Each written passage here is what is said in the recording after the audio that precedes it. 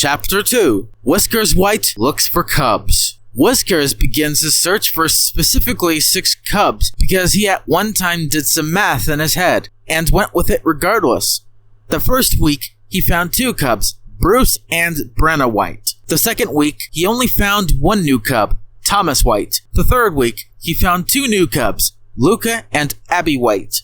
And the fourth and final week of his search, he found just 1 more cub to make it 6, Tyler White. This entire family of cubs consists of 3 males and 3 females. In the male column, Thomas, Bruce, and Tyler White. None of them suffer from any health issues, and he found these cubs from stealing them from other prides. He didn't want to procreate until at least the last one that survives has fully grown up. Why the last surviving one, you might ask? Because later, Whiskers lays out the rules for his future survival game, and only one of them will remain after all is said and done, at the end of the day.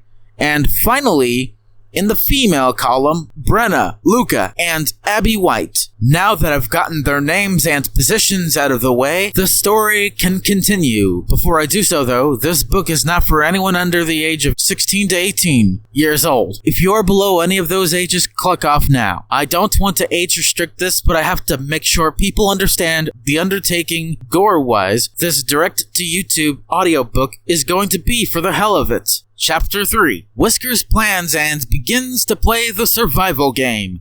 Whiskers, after a full-blown month of searching for 6 cubs to steal from other prides without them noticing, he's got what he wanted. He is making a bunch of plans on how to survive without a mate for a very, very long time. Here's how he lays down the rules. Number 1. A cub does not disobey for no reason. Number 2. A cub must not be male or a cub. 3. A lioness has to be perfect in every way, shape, and form. Number 4. A lioness has to have a white coat of fur. No other color is allowed in my opinion. And final number 5. A female cub shall not think for herself as she grows up. I believe that all these rules should reasonably apply. I have to say, those are some of the most arbitrary, idiotic, and downright absurd rules to maintain a quote-unquote pride that can never be made without stealing cubs, in my opinion. So, with all these rules set in stone in his mind, he has to make his first bloody sacrifice. But which one will be the first to go? We'll find that out right about now. Spoiler alert, it is not a male, it's a female. Chapter 4. The first cub gets eaten by Whiskers. The first cub to go is Luca White. Why, you may ask? Because she decided to try and find the pride that she came from because one of her siblings found her after being lost for quite some time. Luca's actual sibling, Mercurion, was absolutely dumbfounded and speechless when he found his sister being eaten by Whiskers. Mercurion, or spelt Mercurion, managed to run away unscathed, while Whiskers ran after him after brutally beheading her with his bared teeth and mouth, especially ripping off her little mane. The only blood that splattered onto one of the other live cubs watching was when Whiskers just got done beheading her, and a very juicy splatter came right onto Bruce's face. Whiskers, after brutally beheading Luca, then proceeds to eat her raw corpse to the point where it was a complete skeleton of her former self.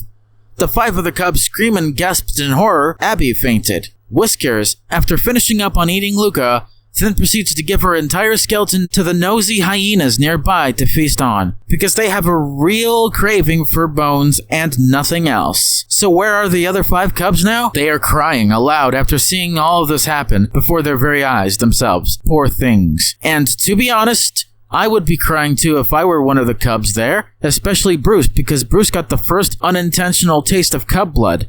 Which, Jesus fucking Christ, that is disgusting, man.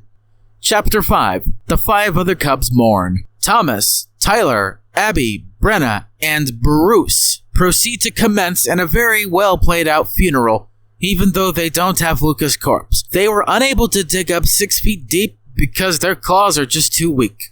Whiskers was still asleep while this was going on. They dried their poor little eyes, got themselves crickets and horned lizards for dinner, while Whiskers was still asleep in the late evening. But whenever Whiskers waked up again, that is only a sign that he is hungry again. This bastard lion sleeps while he's full or satisfied, and he definitely wakes up when he's hungry for more cub again. Cannibalism, of course, not the other thing. They stopped mourning after they finished playing out their funeral procedure in quotations. They went back to Whiskers for future cub advice on how to maintain the pride that he himself never made. But before we progress on to the next chapter, I have to make a few things clear. Number one, Whiskers is not a pedophile, and his cannibalism is not sexually induced or sexually motivated. 2. These cubs will never be able to see these families of their own ever again. 3. The families of these cubs will never get to see any of them ever again at this point. 4. Whiskers is at a young age. And 5. The time period of all this happening, or taking place in, is 1950s Central Africa. 1956 to be precise. In the Congo. Chapter 6. Whiskers White looks for a lioness. Whiskers stayed hungry for months without any sleep, but that didn't stop him from living. Ironically, however, even though he wants to wait for one of the female cubs to grow up and become a lioness, he decided to go on a hunt to find him the perfect lioness anyway.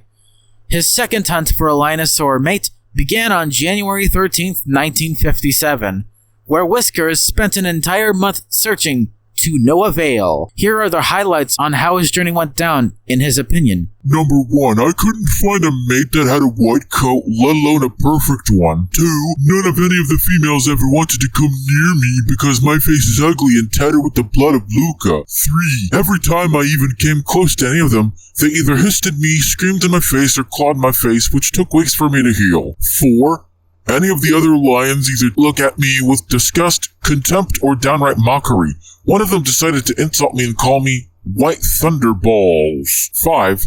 It was exhausting and the hot weather of Central Africa during the winter wasn't helping. 6. I passed out from heat exhaustion 3 times. 3 times. It was awful and I hope to God I never go on any of these insane hunts ever again.